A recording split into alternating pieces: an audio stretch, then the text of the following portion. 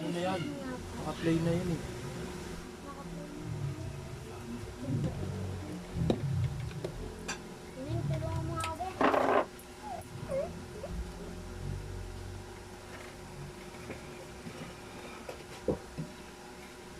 Yung hiwag ng lamesa. Tuwad-tuwad.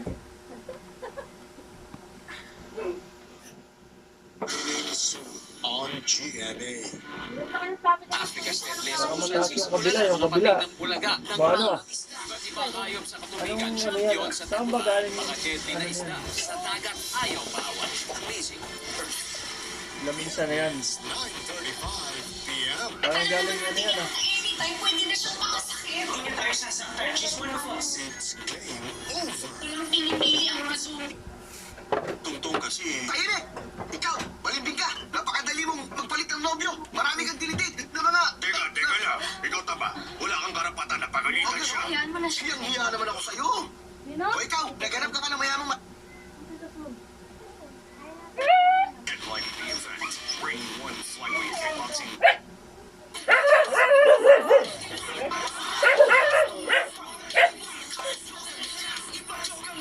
Babalita mula sa Frontline, Mark Logan, News 5. Dominated in 2023 with its incredible technique, speed, and power. Mark Itlogan. Began last year in perfect fashion. Nagbabalita si Mark Itlogan. Pinasok ng Bureau of Immigration Fugitive Search Unit ang isang exclusive subdivision sa Angeles, Pampanga. Nakakita na kayo ng pasok ng may sabaw. Maya-maya na, Ito lang yan, biglang tuloy yan. nagkabarilan. Nung approaching kami sa area, ay namataan kami ng isa sa mga subjects. Oh guys, ulam namin no. Pasit Canton. Na may sabaw. May sabaw. Napag-alaman namin na tumalon sa Yan yung coker namin. Doon na nagkaroon ng Okay. habulan. So after ng ilang blocks na habulan, na corner namin siya sa isang kanto nitong subdivision Bigyan na ko to. kutsara pa ng... At bago pa kami dumating doon upang siya ay Walang muling sisingin na nagbalisa isa. sa kanyang sarili. Sabi ng BI, sakot umano sa kidnap ransom group ang sugatan ng Chino. Ito nga isa sa mga kwartong pinasok ng BI Fugitive Search Unit at Angeles Police. Pikita natin sa bagay ito. Nandito pa yung kanilang mga baril at itong process. Ano? Sa upuan nito, makikita naman natin ang mga ginagamit sa pagtutosyo sa kanilang mga biktima. Tubig, maglagay na kayo ng Merong tubig tie para wrap, may ano. patuta, merong pang weight, meron din mga kutsilyo. Sa lamesa ito naman, meron pa rin baril at mga drug paraphernalia na umano'y ginagamit ng mga miyembro ng Kidnap for Ransom Group na nagtatago dito sa bagay ito ng Angeles, Pampanga. Tapat na kayo. Ano Arestado ang tatlong Chinese na sinasabing kasamahan ng nasugatang Chino. Dahil kayo. Nahuli sila sa parang operation matapos madakip ang babaeng boss ng kanilang kidnap for ransom group. Very alarming itong group na to kasi involved sila dun sa mga recent Sara, ito. kidnappings at pagpatay dahil sinasabi nga na kahit nagbayad na ng ransom ay pinapatay pa rin ng victims. Nag-iimbestiga na ang Bureau of Immigration para matukoy ang iba pang kasama at mga naging biktima ng grupo. Para sa GMA Integrated News, John Consulta, nakatutok, 24 oras. Nahuli na ang dalawang suspect sa pagnanakaw sa isang obra ng national artist na si Fernando Amorsolo. Matapos ipasuri sa pambansang museo, kumpirmadong ito ang nawawalang painting. Nakatutok si Mariz Umali. Halos sumabog ang cyberspace sa reaksyon ng mga netizen nang mabalita ang nawawala ang 88-year-old painting na Mango Harvesters ng pambansang alagad ng sining na si Fernando Amorsolo. Ipinagta ito noong 1936 at pagmamayari na ngayon ng namayapang si Ramon Hofilenya. Nadiskubring nawawala ang obra nitong July 3 na ninakaw mula sa Hofilenya Museum sa Silay City sa Negros Occidental base sa kuha ng CCTV. Matapos ang mahigit isang linggo, na-recover ito ng mga operatiba ng NBI at inaresto ang dalawang suspect. Kanina, dinala ng naturang painting sa National Museum of Fine Arts para ipa-authenticate kung ito nga ang nawawalang obra ni Amorsolo. Matapos sukatin at sipatin ang kulay, teknik sa pagpipinta, pati ang pirma ni Amorsolo at taong nilikha ito. It's really in the style, appearance. So there's really no problem at all. I'm very comfortable with telling you and everyone that this is the missing painting. Laking tuwa at nagpapasalamat ang National Museum na nabawi na ito mula sa mga masasamang loob. Binigyan na rin ng National Museum ng certification ng NBI na nagpapatunay na ito ang nawawalang obra ni Amor Solo na may estimated value na 8 to 12 million pesos. Every theft of an artwork, lalo na from a museum or from a public place, it's really the loss of our heritage.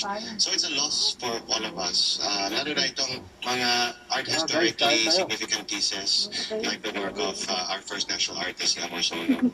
Ang painting nakatakdang isauli sa may-ari. Kasi pagtawa Dinala ka na naman yan. na ang dalawang suspects sa Bureau of Corrections at in-inquest. Hindi mo ito ang unang pagkakataong may ninakaw na napakahalagang obra na muling natagpuan. Pero dahil sa pangyayari raw na ito, nalalagay sa spotlight ang problema ng art theft sa bansa na importanteng matugunan dahil sa dami raw nito. Wala raw record ang National Museum kung ilan na ang mga nawawala, pero masasabi raw ni Director Barnes na marami na ito. Babala ng National Museum, wala rin daw patutunguhan ang pagnanakaw ng mga obrang ito dahil malalaman kung ito ay nakaw at pwedeng makasuhan kahit ang bumili lang. Payo ni Director Barnes, mag-set up ng CCTV at kunan ng lahat ng mga obra para madaling matukoy pag may ninakaw. Para sa GMA Integrated News, Maris Umali nagtutok, 24 oras.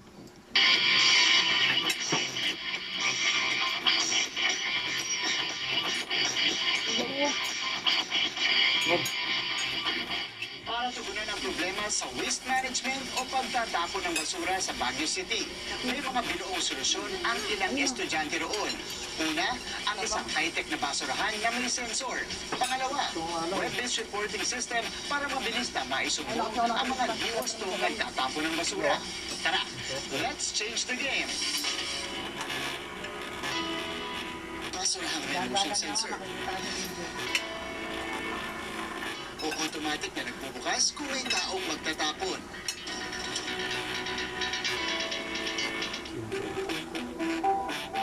Solar power din na kayang i-monitor kung puno na ang basurahan for timely waste collection. Tawa mo na, mapunta dyan. Ito ang smart garbage bin. Short for basurahang taraki na ibig sabihin ay nagpapaganda ng kapaligiran. Taong 2022 ito dinevelop ng computer engineering students ng University of the Cordilleras. Sa pag-isip ko, issue talaga yung basurahan. Parang lagi overflow yung basura. Weatherproof. May real-time monitoring and notification system din ang Baraki. Pag puno na ang Baraki, hindi na siya magbubukas kahit tumapag pa tayo sa sensor at makakarinig tayo ng buzzing sound katulad nito. Makatulong din po sa mga garbage collector na nag-collect yung bin. Saka lang po sila pupunta. Ang future goal po namin, balak po namin dagdagan ng weight sensor. Inabot daw ng 6 na buwan ng grupo para mabuo ang 2 unit ng Baraki na may kabuoang halaga na 50,000 piso. Ito yung ginagamit natin to collect the data from the Baraki units. So, lahat po ng data na makukolekta, yung mga basurahan, kano nakapuno, yung mga Baraki units natin, dito na ipinapadala yan. Matapos ang pilot test noong July 2023, nag-procure na ng 10 unit ng Baraki ang lokal na pamahalaan ng Baguio. Nung lumabas yung smart garbage bins, na-pitch nitong mga bata kay Mayor and sa Marco, and nagustuhan nila. But wait, there's more. Dahil kung magkakaroon ng waste disposal violations, pwedeng isumbong yan sa web-based reporting system na Alert Trash. Also developed by students from the University of Cordilleras last November 2023. Ang main plans po namin is to have a system to report waste disposal violations and to advocate for zero waste. Promising ang centralized system, pero test na sa ilang barangay sa Baguio. Ang kagandahan kasi, makaka-response kagad sila if ever natag yung barangay nila dun sa report na ni-resident. So it's very admirable how Baguio City continues to address one of its main problems. Through the power of the youth and of course the support of the local government, it continues to come up with great innovations to address their problems in solid waste management. Para sa GMA Integrated News, ako si Martin Javier. Changing the game! Umaasa Umaasa si Japanese Ambassador Endo Kazuya na lalo pang gaganda ang ugnayan ng Pilipinas at Japan. Binanggit din niya ang ambag ng GMA Network sa pagpapalaganap ng kanilang kultura. Ang pagbisita ng ambassador sa GMA, tinutukan ni Rafi Tino. Sa courtesy call ni Japanese Ambassador to the Philippines, Endo Kazuya, sa mga opisyal ng GMA Network. Unang napag-usapan ang kasikatan ng Voltes 5 sa bansa. Naunang umaira sa GMA noong pang 1978 at ginawa ng live action adaptation ng network. In fact, I remember Mr. Yalong and I were very young when we started to watch Voltes 5 on television. And since then, a great number of the hit animes from Japan have been released locally, broadcast through our network. Nagpasalamat si GMA Network President and CEO Gilberto Arnavin Jr. sa tulong ng Japanese Embassy sa mga proyekto ng GMA Kapuso Foundation pagdating sa teknolohiya ng Japan na malakihan niyang bahagi sa araw-araw ng operasyon ng network. If you will notice, practically all our cameras are designed and built in Japan. And Japan continues to be a primary source of our technical requirements in our broadcast operations. Nagpasalamat naman ang Japanese Ambassador sa pangunguna ng GMA sa pagpapalaganap ng kanilang kultura sa bansa sa pamamagitan ng mga palabas. Voltes 5 has become a symbol of hope, courage, and unity, values that resonate deeply within our cultures. GMA has played a pivotal role in this narrative, acting as a bridge that spans the vast oceans between our two nations, bringing us closer together through the magic of media and storytelling. Naroon din sa pulong si Executive Vice President and Chief Financial Officer Felipe S. Yalo at Senior Vice President and Head of GMA Integrated News, Regional TV and Synergy, Oliver Victor B. Alonso. Ayon pa kay Ambassador Endo, umaasa siya na lalo pang gaganda ang ugnayan ng Pilipinas at Japan. Malaking bagay ayon sa Ambassador ang mga organisasyon tulad ng GMA sa adhikain ito. Indeed, you embody your slogan. Isa sa puso ng Pilipino. Through your dedication and passion, you have brought Japan into the hearts of the Filipino people, making it a cherished part of their lives. Para sa GMA Integrated News, Rafi Tino Nakatuto, 24 oras. Nalagdos ang balat ng isang bata matapos ulong pagkiraan ng maliit na tubig ng living partner na kanyang nanay. Narito ang aking pagtutok. Umiiyak at namimilipit sa sakit ng isang 10 taong gulang na bata. Wala raw kasing tigil sa pagkirot ang nalagdos niyang balat sa mukha. Ang kanyang pagdurusa nagsimula noong banlian daw siya ng kumukulong tubig ng partner ng kanyang OFW na ina. Hinahanap niya po yung nail cutter po. Tapos po, pinapahanap sa akin. Hindi ko po makita. Hanggang sa nainis na po siya. Inis na po siya. Nagpagulo na po siya ng tubig. Galit na po talaga siya. Bukas na po sa akin. Sigaw po ako ng sigaw. At nang makita ng lola na nooy nasa kustudiya na ng mga taga-barangay at pulis ng Cavite, natulog daw ang kanyang puso sa awa. Yung awa ko din sa bata, talagang iiyak ko. Talagang talagang sobra para sa lista. Marap sa resibo, ang live-in partner ng ilan ng bata na nabuhos daw ng kumukulong tubig sa menor. Hit niya, aksidente lang daw ang nangyari. Actually, sir, hindi ko pa nakita yung naman. Hindi ko pa nakita. Kasi siguro lang po yung narinig ko.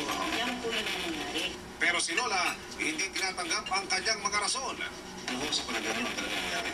Yung talaga, parang talaga po, sinundahan ko na kami sa kayo. Sinampahan na siya ng lola ng bata ng kasong physical abuse in relation to Republic Act 7610. Apakan ang buong kwento sa resibo sa Unidos. At para po sa mga may kailangan naman ng libreng payong legal, maaari po kayong dumulog sa ating serbisyong resibo bukas, 9 a.m. to 3 p.m. po yan sa GMA Action Center. Up next, Dennis Trillo, dumepensa kasunod ng nag-viral na pagkakahack sa kanyang TikTok account. Bye. Ang sa pagtutok, Babay ito na. lang sa 24 oras. Uy. Babay ka na daw. Taling, babay na. Pero ira ko pala. Ako na yung bago dito. UFC tapos ang hangnaw.